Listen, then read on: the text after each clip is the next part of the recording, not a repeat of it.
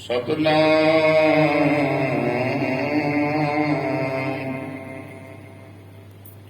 ਸ਼੍ਰੀ ਵਾਹਿਗੁਰੂ ਸਾਹਿਬ ਜੀ। ਸਤਨਾਮ ਸ਼੍ਰੀ ਵਾਹਿਗੁਰੂ ਸਾਹਿਬ ਜੀ।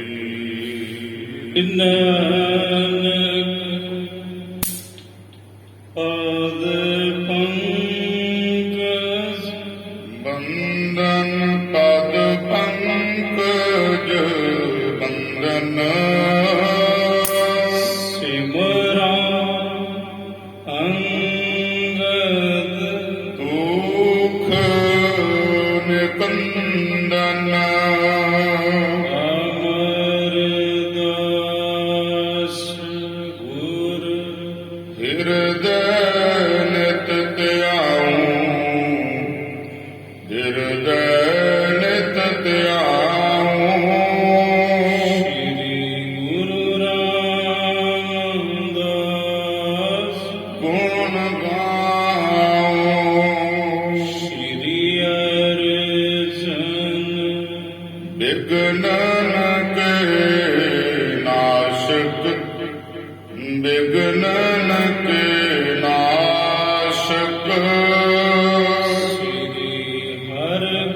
ਹਰਿਗੋਬਿੰਦ ਸ਼ੁਭ ਸੁਮਤ ਪ੍ਰਕਾਸ਼ਕ ਸ੍ਰੀ ਹਰਿ ਰਾਇ ਨਮੋ ਕਰ ਜੋਰੀ ਨਮੋ ਕਰ ਜੋਰੀ ਗੁਰ ਹਰਿ ਕ੍ਰਿਸ਼ਨ ਮਨਾਇਓ ਬਹੋਰੀ ਤੇਗ ਬਹਾਦਰ ਪਰਮ ਕਿਰਪਾਲਾ ਸਤਿਗੁਰ ਪਰਮ ਕਿਰਪਾਲਾ ਸ੍ਰੀ ਗੁਰੂ ਗੋਬਿੰਦ ਸਿੰਘ ਵਿਸ਼ਾਲਾ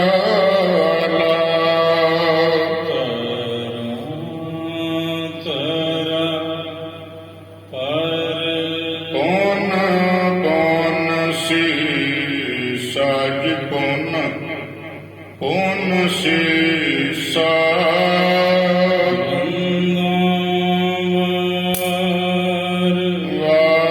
ਵਾਰ ਜਗਦੀਸ਼ਾ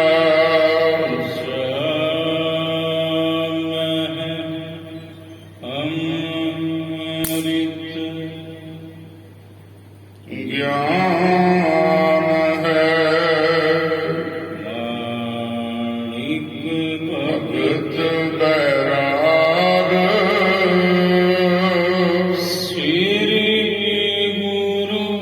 ਗ੍ਰੰਥ ਸਾਹਿਬ ਉਦਦ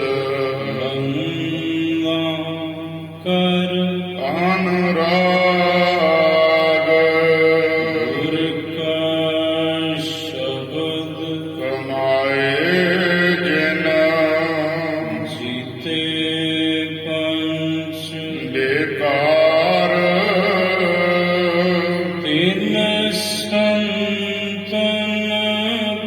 ਬੰਦਨਾ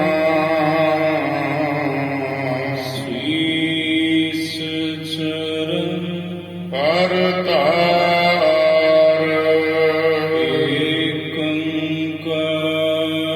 ਸਤਿਗੁਰੂ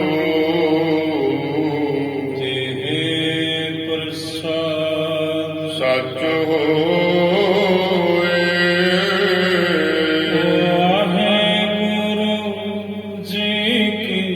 ਫਤਿਹ ਹੈ ਵਿਨਾਸ਼ਨ ਸੋਏ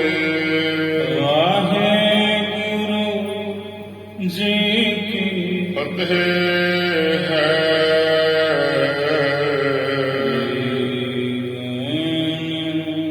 ਵਿਨਾਸ਼ਨ ਸੋਏ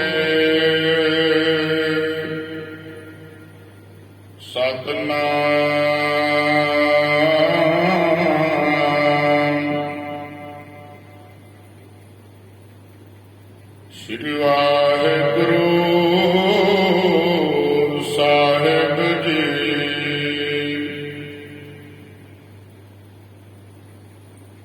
ਬਛ ਵਿਸ਼ੋਗ ਨਹਿ ਸਚ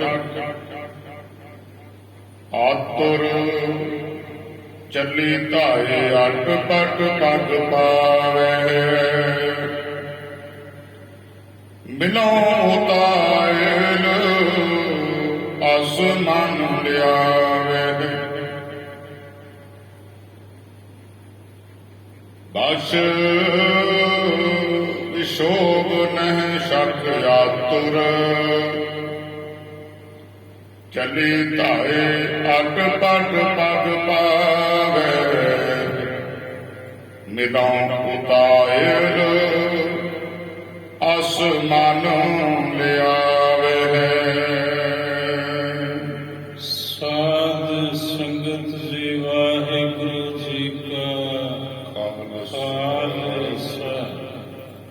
ਵਾਹਿਗੁਰੂ ਜੀ ਕੀ ਫਤਿਹ।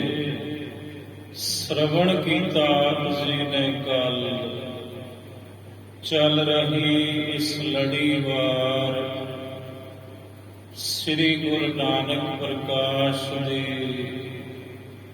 ਕਥਾ ਦੁਆਰਾ ਕਿ ਭਾਈ ਬਾਲਾ ਜੀ, ਭਾਈ ਮਰਦਾਨਾ ਜੀ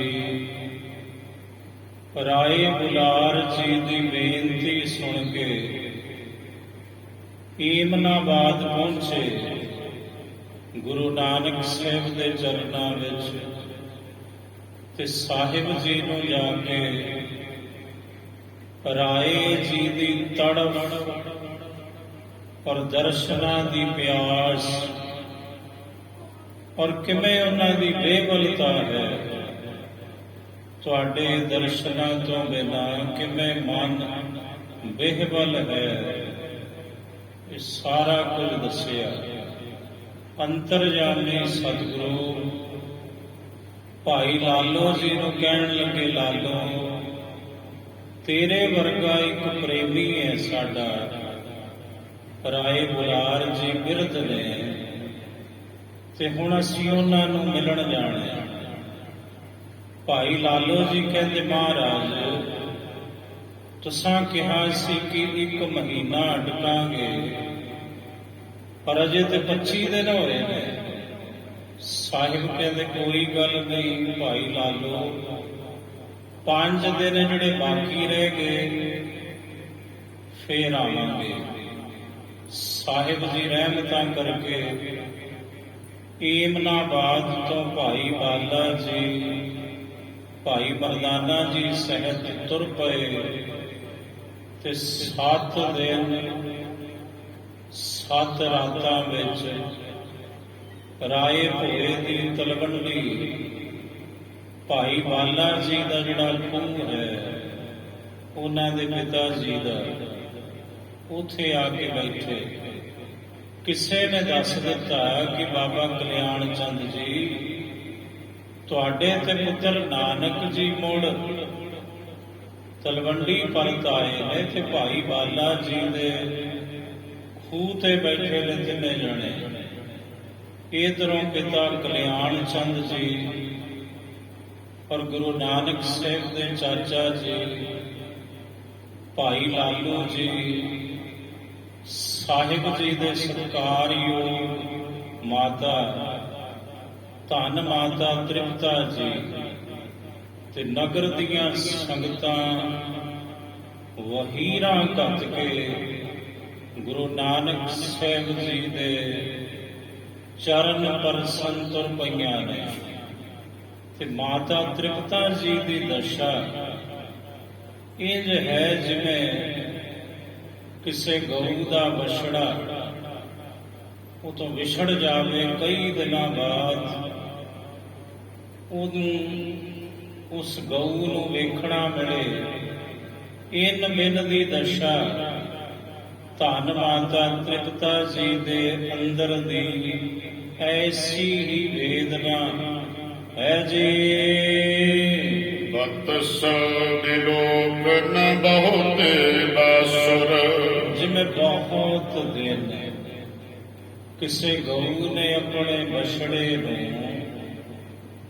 ਵੇਖਿਆ ਨਾ ਹੋਵੇ, ਅੱਖੋਂ ਓਲੇ ਹੋ ਗਿਆ ਉਹਦਾ ਬਛੜਾ। ਬਛ ਵਿਸ਼ੋਭ ਨ ਸ਼ਕ ਆਤੁਰ। ਕਹਿੰਦੇ ਫਿਰ ਉਹ ਮਾਂ ਕਿੰਨੀ ਦੁਖੀ ਹੁੰਦੀ ਹੈ, ਭਾਵੇਂ ਗਊ ਹੈ। ਇਨ ਬਿਨ ਅੰਬੜੀ ਧੰਨ ਮਾਤਾ ਤ੍ਰਿਪਤਾ ਜੀ ਦੇ ਮਨ ਦੇ ਅੰਦਰ ਐਸਾ ਹੀ ਦੁੱਖ ਹੈ ਤੇ ਹੁਣ ਬੜੀ ਖੁਸ਼ੀ ਹੋਈ ਕਿ ਮੇਰਾ ਪੁੱਤਰ ਨਾਨਕ ਨਗਰ ਵਿੱਚ ਪਹੁੰਚ ਚੁੱਕਾ ਏ। ਤੇ ਉਹ ਜਿਹੜੀ ਖੁਸ਼ੀ ਹੈ ਨਾ ਹੁਣ ਸੰਭਾਲੀ ਨਹੀਂ ਜਾਂਦੀ। ਧੰਨ ਮਾਤਾ ਤ੍ਰਿਪਤਾ ਜੀ ਤੋਂ ਚੱਲੀ ਧਾਏ ਅੱਡ ਬੱਡ ਪਗ ਪਾਵੇ। ਦੌੜ ਕੇ ਚੱਲੇ, ਅੱਟ ਪੱਟ ਕਦਮ ਰੱਖਦੇ ਨੇ, ਕਿਤੇ ਸੱਜੇ ਕਿਤੇ ਖੱਬੇ, ਮਾਨੋ ਜਿਵੇਂ ਤੁਰਿਆ ਹੀ ਨਹੀਂ ਜਾਂਦਾ। ਖੁਸ਼ੀ ਵਿੱਚ ਮਿਲੋਂ ਪੁਤਾਏ ਰਸ ਮਨ ਲਿਆਵੇ। ਮਨ ਵਿੱਚ ਇਹ ਲਿਆਉਂਦੇ ਨੇ ਮਾਤਾ ਤ੍ਰਿਪਤਾ ਜੀ ਕਿ ਮੈਂ ਮੁੜ ਕੇ ਹੀ ਮਿਲਾਂ ਤੇ ਕਾਲੀ ਨਾਲ ਮਿਲਾਂ ਆਪਣੇ ਪੁੱਤਰ ਨਾਨਕ ਨੂੰ। ਸੁਨ ਸੁਨ ਸਭ ਕੁਟੰਬ ਕੀਏ ਗਵਣਾ। ਸੁਣ ਸੁਣ ਕੇ ਸਾਰਾ ਪਰਿਵਾਰ, ਸਾਕ ਸੰਬੰਧੀ, ਸ਼ਰੀਕੇ ਵਾਲੇ ਤੁਰ ਪਏ। ਤਹਾਂ ਗਏ ਜਿਹਥੇ ਗੁਣ ਭਵਨਾ। ਉੱਥੇ ਗਏ ਜਿੱਥੇ ਗੁਣਾਂ ਦੇ ਭਵਨ ਗੁਰੂ ਨਾਨਕ ਸਾਹਿਬ ਮਹਾਰਾਜ ਉਹ ਬੈਠੇ ਹਨ। ਜਨਨ ਜਨਕ ਆਵਤ ਜਬ ਹੇਰੇ। ਮਹਾਰਾਜ ਜੀ ਨੇ ਤੱਕਿਆ ਵੀ ਮੇਰੇ ਜਨਕ, ਮੇਰੇ ਪਿਤਾ ਜੀ ਤੇ ਮੇਰੀ ਜਨਨੀ, ਮੇਰੀ ਮਾਤਾ ਆ ਰਹੀ ਹੈ ਸਾਹਮਣੇ। ਕਮਲਾਲਨ ਉੱਠ ਕਰ ਦਿਨ ਦੇਰੇ। ਸਾਹਿਬ ਜੀ ਤਰਪਕ ਕੇ ਉੱਠੇ ਬਿਨਾਂ ਕਿਸੇ ਦੇਰੀ ਤੋਂ, ਕਾਲੀ ਦੇ ਨਾਲ ਗੁਰੂ ਨਾਨਕ ਸਾਹਿਬ ਉੱਠੇ ਹਨ। ਸਭਨ ਪਦਨ ਪਰ ਬੰਦਨ ਕੀਨੀ। ਸਾਹਿਬ ਜੀ ਨੇ ਅੱਗੇ ਵੱਧ ਕੇ ਆਪਣੀ ਮਾਤਾ ਤ੍ਰਿਪਤਾ ਜੀ ਦੇ ਚਰਨਾਂ ਤੇ, ਪਿਤਾ ਜੀ ਦੇ ਚਰਨਾਂ ਤੇ ਚਾਚਾ ਲਾਲੂ ਜੀ ਦੇ ਚਰਨਾਂ ਤੇ ਬੰਦਨਾ ਕੀਤੀ। ਜਨਨੀ ਹਰਖ ਆਸ਼ਿਖਾ ਦੀਨੀ। ਮਾਂ ਪ੍ਰਸੰਨ ਹੋਈ, ਧੰਨ ਮਾਤਾ ਤ੍ਰਿਪਤਾ ਜੀ ਤੇ ਅਸੀਸਾਂ ਦਿੱਤੀਆਂ, ਅਸ਼ੀਰਵਾਦ ਦਿੱਤਾ। ਘਰ ਸੋਂ ਲਾਏ ਮੇਰੇ ਦ੍ਰਿਗ ਜਾਏ। ਗਲਵਕੜੀ ਵਿੱਚ ਲਿਆ ਗੁਰੂ ਨਾਨਕ ਸਾਹਿਬ ਨੂੰ। ਤੇ ਮਾਵਾਂ ਦਾ ਜਦੋਂ ਵੇਗ ਵਹਿ ਟੁਰਦਾ ਨਾ ਅੰਦਰ ਦੇ ਪ੍ਰੇਮ ਦਾ, ਫਿਰ ਇਹੀ ਮਾਵਾਂ ਆਪਣੀਆਂ ਧੀਆਂ ਪੁੱਤਰਾਂ ਦਾ ਇਸ਼ਨਾਨ ਹੰਝੂਆਂ ਦੇ ਨਾਲ ਵੀ ਕਰਾ ਦਿੰਦੀਆਂ ਨੇ। ਐਸਾ ਹੀ ਹੋਇਆ, ਮਾਤਾ ਤ੍ਰਿਪਤਾ ਜੀ ਦੇ ਅੰਦਰੋਂ ਐਸਾ ਉਛਾਲ ਉੱਠਿਆ, ਅੰਦਰ ਜੋ ਬਲਬਲਾ ਸੀ, ਖੁਸ਼ੀ ਜਿਹੜੀ ਸਮਾ ਨਹੀਂ ਸੀ ਰਹੀ। ਇਹ ਮਾਨੋ ਖੁਸ਼ੀ ਦੇ ਹੰਝੂ ਸਨ ਤੇ ਇਤਨਾ ਨੀਰ ਵਗਿਆ ਕਿ ਗੁਰੂ ਨਾਨਕ ਸਾਹਿਬ ਦੇ ਵਸਤਰ ਹੰਝੂਆਂ ਨਾਲੇ ਗੱਜ ਕਰ ਦਿੱਤੇ। ਧੰਨ ਮਾਤਾ ਤ੍ਰਿਪਤਾ ਜੀ ਨੇ ਮਾਨੋ ਜਿਵੇਂ ਆਪਣੇ ਪੁੱਤਰ ਗੁਰੂ ਨਾਨਕ ਸਾਹਿਬ ਦਾ ਇਸ਼ਨਾਨ ਹੀ ਕਰਵਾਇਆ ਹੋਵੇ, ਖੁਸ਼ੀ ਦੇ ਹੰਝੂਆਂ ਨਾਲ। ਮਹਾ ਮੋਹ ਮਾਤਾ ਬਿਰਮਾਈ। ਮਾਤਾ ਤ੍ਰਿਪਤਾ ਜੀ ਬੜੇ ਮੋਹ ਦੇ ਵਿੱਚ ਬਿਰਮਾਏ ਹਨ। ਤਜ ਨ ਸਕਤ ਸੁਤ ਕੋ ਨਿਜ ਅੰਕਾਰ। ਆਪਣੇ ਆਪਣੀ ਗਲਵਕੜੀ ਚੋਂ ਹੁਣ ਮਾਤਾ ਤ੍ਰਿਪਤਾ ਜੀ ਗੁਰੂ ਨਾਨਕ ਸਾਹਿਬ ਨੂੰ ਛੱਡ ਨਹੀਂ ਸਕਦੇ। ਜਿਉ ਪਾਵਹਿ ਪਾਰਸ ਕਿਤ ਰੰਗਾ। ਕਵੀ ਜੀ ਕਹਿੰਦੇ ਜਿਵੇਂ ਕੋਈ ਰੰਗ ਕੋਈ ਗਰੀਬੜਾ ਉਹਨੂੰ ਪਾਰਸ ਮਿਲ ਜਾਵੇ ਤੇ ਉਹ ਪਾਰਸ ਨਾ ਛੱਡਦਾ ਹੀ ਨਹੀਂ ਹੁੰਦਾ ਆਪਣੇ ਹੱਥੋਂ, ਵੀ ਕਿਤੇ ਡਿੱਗ ਨਾ ਪਵੇ, ਕਿਤੇ ਖੋ ਨਾ ਜਾਵੇ, ਕਿਤੇ ਕੋਈ ਮੈਥੋਂ ਖੋ ਨਾ ਲਵੇ। ਜਿਵੇਂ ਇੱਕ ਗਰੀਬ, ਇੱਕ ਰੰਗ, ਇੱਕ ਕੰਗਾਲ ਅਚਾਨਕ ਉਹਦੇ ਹੱਥ ਵਿੱਚ ਪਾਰਸ ਆ ਜਾਵੇ ਤਾਂ ਉਸ ਪਾਰਸ ਨੂੰ ਜਿਵੇਂ ਉਹ ਛੱਡ ਨਹੀਂ ਸਕਦਾ। ਅੱਜ ਬਹੁਤ ਲੰਮੇ ਸਮੇਂ ਤੋਂ ਬਾਅਦ ਗੁਰੂ ਨਾਨਕ ਸਾਹਿਬ ਨੂੰ ਆਪਣੀ ਗਲਵਕੜੀ ਵਿੱਚ ਲਿਆ ਮਾਂ ਨੇ, ਧੰਨ ਮਾਤਾ ਤ੍ਰਿਪਤਾ ਜੀ ਨੇ।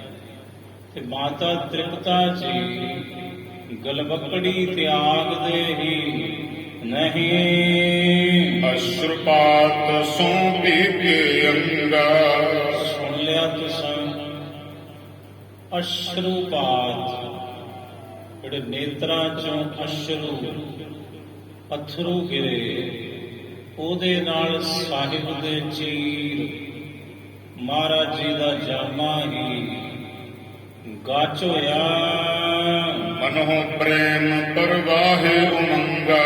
ਮਾਨੋ ਜਿਵੇਂ ਇਹ ਪ੍ਰੇਮ ਦਾ ਪ੍ਰਵਾਹ ਹੈ, ਜਿਹੜੀ ਅੰਦਰ ਉਮੰਗ ਹੈ, ਉਸੇ ਦਾ ਵਹਿਣ ਵਹਿਆ ਅਥਰੂਆਂ ਦੇ ਜ਼ਰੀਏ। ਦੇਖ ਗੁਰੂ ਕੋ ਦੇਖ ਕਰ ਇਤ ਬਿਸ਼ੇਕ ਰਿਸਮਾਨ।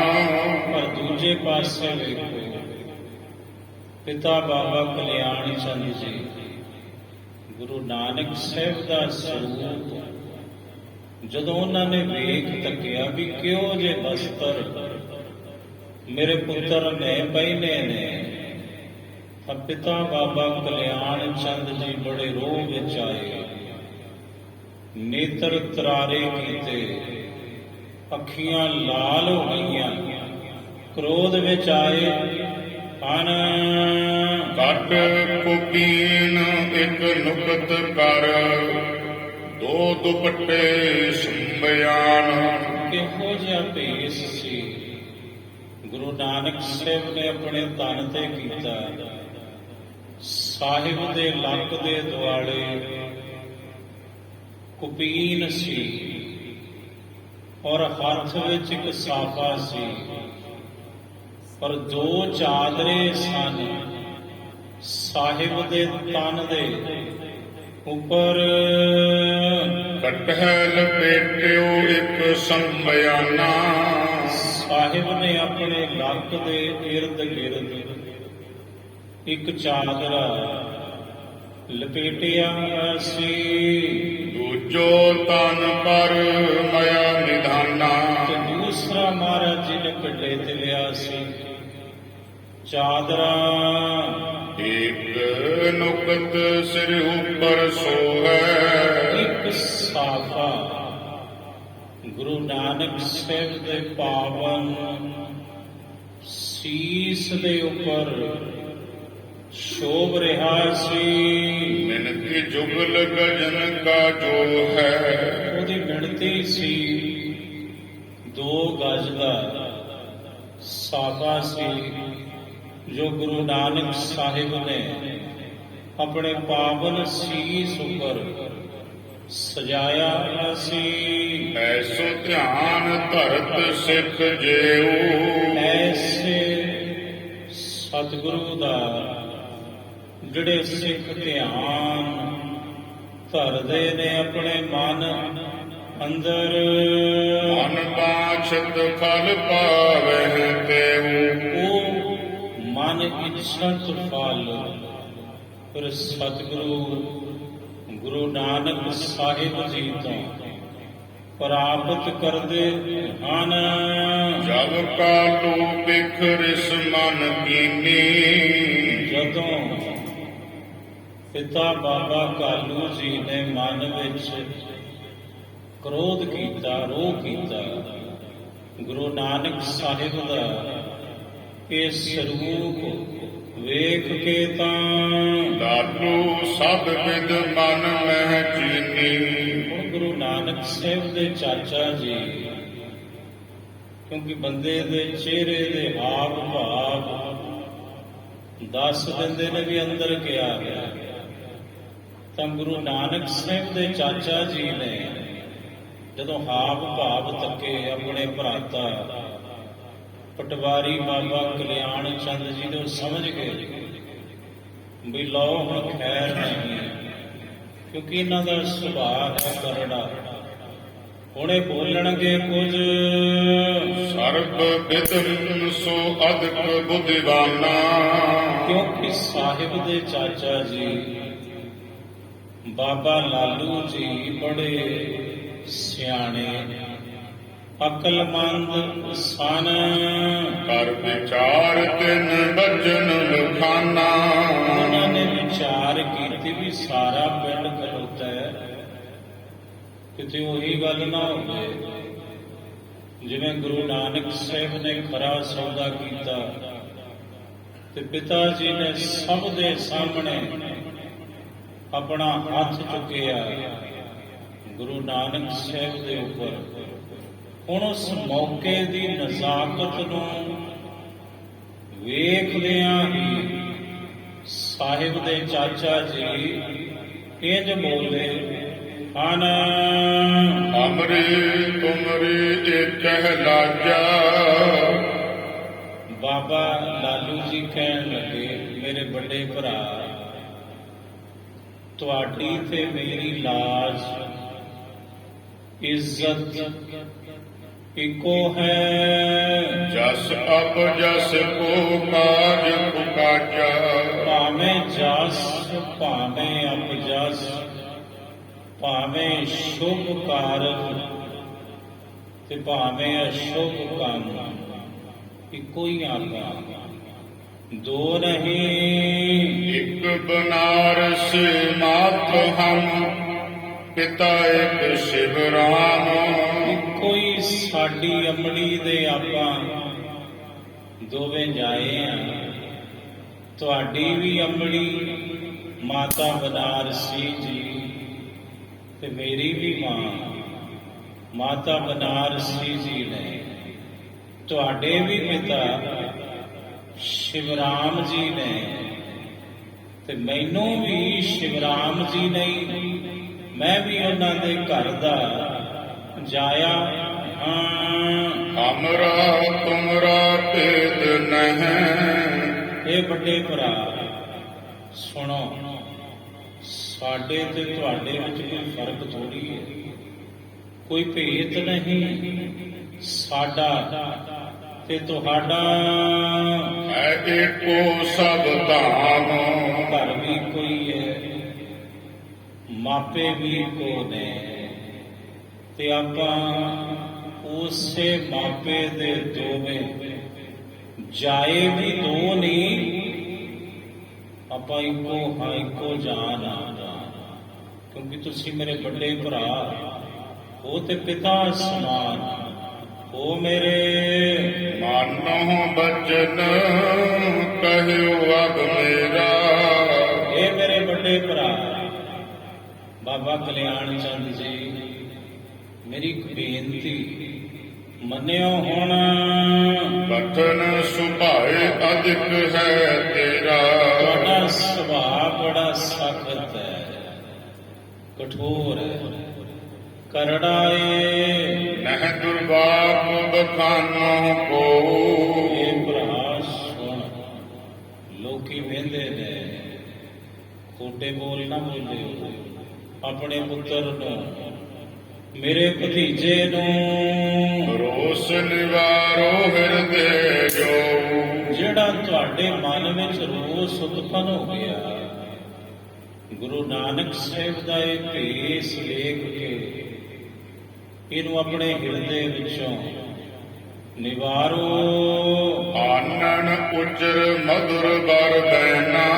ਆਪਣੇ ਮੁਖੋਂ ਮਿੱਠੇ ਬੋਲ ਇਹ ਮੇਰੇ ਵੱਡੇ ਭਰਾਤਾ ਜੀ, ਇੱਕ ਬਾਰ ਲੈ ਚੱਲੀਏ ਐਨਾ, ਇੱਕ ਵਾਰੀ ਗੁਰੂ ਨਾਨਕ ਸਾਹਿਬ ਨੂੰ ਇਥੋਂ ਸਭ ਦੇ ਵਿੱਚੋਂ ਘਰੇ ਲੈ ਚਲੋ। ਅਸ ਸੁਣ ਕਾਲੂ ਭੂਸ਼ਣ ਰਹਿਓ। ਇਹ ਸੁਣ ਕੇ ਆਪਣੇ ਛੋਟੇ ਭਰਾ ਬਾਬਾ ਲਾਲੂ ਜੀ ਦੇ ਬੋਲ, ਪਿਤਾ ਬਾਬਾ ਕਲਿਆਣ ਚੰਦ ਜੀ ਗੁੱਸੇ ਦਾ ਘੁੱਟ ਪੀ ਗਏ। ਘਰ ਵਿਚਾਰ ਨਹਿ ਬਚ ਕਛ ਕਹਿਓ। ਵਿਚਾਰ ਕੀਤੀ ਤੇ ਆਪਣੇ ਆਪ ਨੂੰ ਬੜਾ ਸੰਭਾਲਿਆ, ਕੋਈ ਕਰੜਾ ਬੋਲ ਨਹੀਂ ਬੋਲਿਆ। ਲਾਲੂ ਢਿੱਗ ਹਵੈ ਬਚਨ ਉਵਾਚਾ। ਕਹਿੰਦੇ ਲਾਲੂ ਜੀ ਨੇ ਕੋਲ ਹੋ ਕੇ ਇੰਜ ਕਹਿਣਾ ਕੀਤਾ, ਸੁਨ ਨਾਨਕ ਮੈਂ ਤੁਮਰੋ ਚਾਚਾ। ਕਹਿਣ ਲੱਗੇ ਹੈ ਗੁਰੂ ਨਾਨਕ ਸਾਹਿਬ, ਸੁਣੋ ਮੇਰੀ ਬੇਨਤੀ, ਮੈਂ ਤੁਹਾਡਾ ਚਾਚਾ ਹਾਂ। ਅੰਤਰ ਤਨਕ ਤੋਰ ਮਨ ਬੈਸਾ। ਥੋੜਾ ਫਰਕ ਹੈ ਤੁਹਾਡੀ ਤੇ ਮੇਰੀ ਉਮਰ ਵਿੱਚ। ਮੈਂ ਹਾਂ ਤੁਮਰੇ ਤਤ ਹੈ ਜੈਸਾ।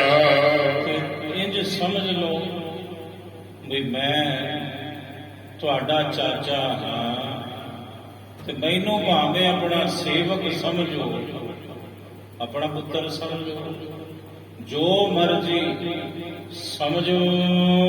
ਜਬ ਵਿਦੇਸ਼ ਉਠ ਕਰ ਚੱਲੇ, ਰੁਦਨ ਕਰਤ ਤਬ ਮਾਤ। ਮੇਰੀ ਬੇਨਤੀ ਇਹ ਹੈ, ਕਬੂਲ ਕਰੋ, ਜਦੋਂ ਤੁਸੀਂ ਵਿਦੇਸ਼ ਚਲੇ ਗਏ ਸੋ ਤਾਂ ਤੁਹਾਡੀ ਅਮਲੀ, ਤੁਹਾਡੇ ਸਤਿਕਾਰਯੋਗ ਮਾਤਾ ਤ੍ਰਿਪਤਾ ਜੀ ਬੜੇ ਵੈਰਾਗ ਵਿੱਚ ਬੜਾ ਰੁਦਨ ਕੀਤਾ। ਇਹਨਾਂ ਸੁਧ ਕੋ ਬਿਰਹਿ ਵਿਚਾਰ ਕੇ, ਬਿਲਪਤ ਬਾਸੁਰ ਰਾਤ। ਦਿਨ ਰਾਤ ਰੋਂਦੀ ਰਹੀ। ਤੁਹਾਡੀ ਅਮਲੀ ਵੈਰਾਗ ਵਿੱਚ ਸੀ ਜਦੋਂ ਤੁਸੀਂ ਤਲਵੰਡੀ ਤੋਂ ਗਏ ਸੋ।